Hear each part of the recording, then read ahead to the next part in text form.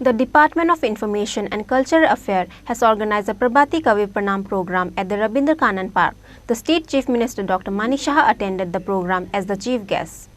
On the occasion of the 162th birth anniversary of Rabindranath Tagore, the Department of Information and Cultural Affairs has organized the Prabhati Kavi Pranaam program at the Rabindra Kanan Park.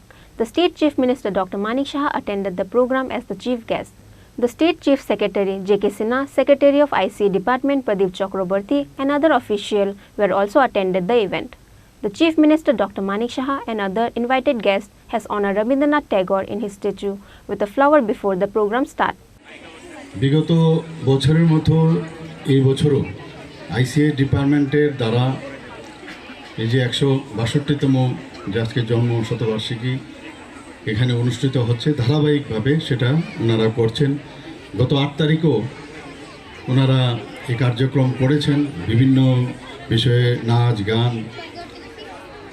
ইত্যাদি বিষয়ে এখানে সংগঠিত করেছেন এবং তার সম্পর্কে আমাকে অবহিত করা হয়েছে। ভারতীয় সংস্কৃতির বলতে গেলে যে অন্যতম প্রাণপুরুষ হচ্ছে রবীন্দ্রনাথ। আমরা সমাজ জীবনে যে কোনো বিষয়ে সমাজের যে বিভিন্ন বিষয় আছে সব জায়গায় রবীন্দ্রনাথের বিরাজমান।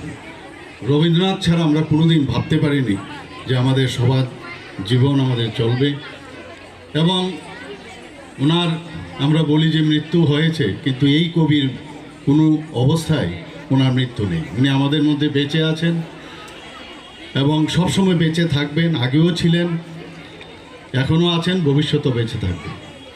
এখানে বিশেষ করে যারা কচিকাচারা আছে, যখন আমরাও ছোট ছিলাম ওনার সম্পর্কে জানার আগ্রহ সবসময় থাকতো। ওনার সম্পর্কে আমরা চিন্তা ভাবনা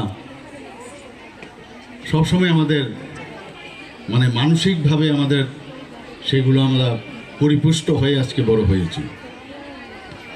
After the Chief Minister Dr. Manik Saha given his speech, there was also a dance and singing items by the children.